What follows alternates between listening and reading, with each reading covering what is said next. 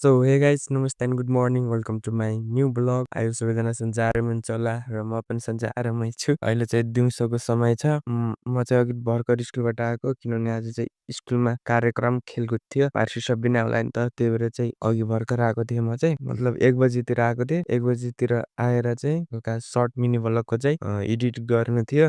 त्यो पनि गरिसकाएर चाहिँ अहिले चाहिँ लङ भ्लग बनाउँदैछु। यही नै हो। तर सर्ट भ्लग पनि आउँछ होला साँझतिर आउँछ हेरिदिनु होला भन्न चाहन्छु। अनि तपाईँहरूले चाहिँ साथ सपोर्ट गरिदिनुपर्छ। Thank you.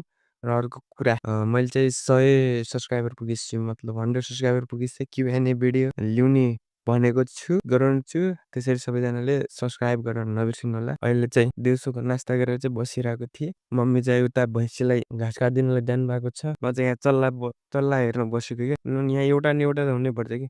अब यता चाहिँ चल्ला र हाँस हेर्नुपर्छ कि किन भन्दाखेरि यता चाहिँ मस्तसित गोपी लाहा यता पाइ चाहिँ प्याज लाहा उता पाइ लसुन लाहा होइन यिनी सब खोर्छन् के त्यही भएर ऊ अहिले गइरहेको थिएन अहिले गइरहेको छैन यस्तरी जान्छन् त अब खासमा चाहिँ हामीले चाहिँ यिनलाई बिहानदेखि हुल्दिन्छौँ ऊ यही झिलमा चाहिँ बिहानदेखि हुल्दिन्छौँ अहिले साँझ पख चाहिँ कति हुल्ने हो भनेर चाहिँ छोडिदिएको हेर्न परिहाल्छ कि फेरि आधा जति त खाइदिइसक्यो अझ हेर्नु न यता पाइ दिन सानो सानो यिनी चाहिँ खाइदिइसक्यो उता पाइ थियो उता पनि खाइदिइसक्यो म पनि गएर एकछिन चाहिँ घाँस काटिलाग्नु पर्यो मम्मीसँग हामीले चाहिँ अस्ति नै तोरी पनि छिनिसक्ने पुरै हामी 2 गरले चाहिँ छिनिसक्यौँ। यो चाहिँ ठुलो बाबाहरूको यो चाहिँ हाम्रो 2 दिन लाएर चाहिँ छिनिसक्यो यता चाहिँ मम्मीले यति धेरै छिनिसक्नु भएछ घाँस तरकारी खाने केराउटी भ्या भाडा लिएर आउने म अलिअलि खोज्ने अलिअलि चाहिँ भएको रहेछन् केराउ चाहिँ भाडा लिएर आउँछ र अलिअलि टिप्ने तरकारी खानु त हो र अलिअलि सिलाइ खोजेर टिप्ने त हो र तरकारी खानु भयो नि त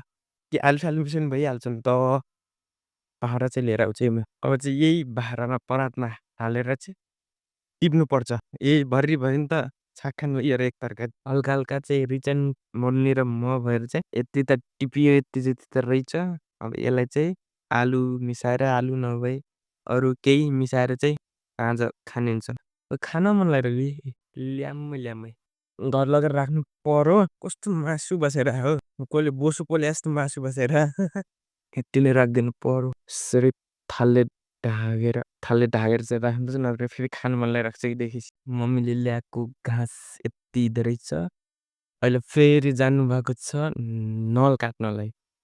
अब यस्तोतिर गाई भैँसी यताउता बाख्रा भैँसी पालेपछि अब घाँस त नकाटी नहुने काट्नै पर्छ घाँस त होइन त्यही पनि हाम्रो भैँसी चाहिँ अलि ब्याउनी छ जस्तो छ कि छैन त्यो थाहा छैन होइन छ भन्नुहुन्थ्यो बाबाले चाहिँ होला गाई चाहिँ त्यति धेरै केराउ टिपेको यति भए त्यति धेरै टिपेको ए जम्मा यति भाइ हल्का हल्का छ त्यति धेरै एक पात टिपेको जम्मा यति गेर आयो यसलाई चाहिँ अब भित्र राखिदिन्छु।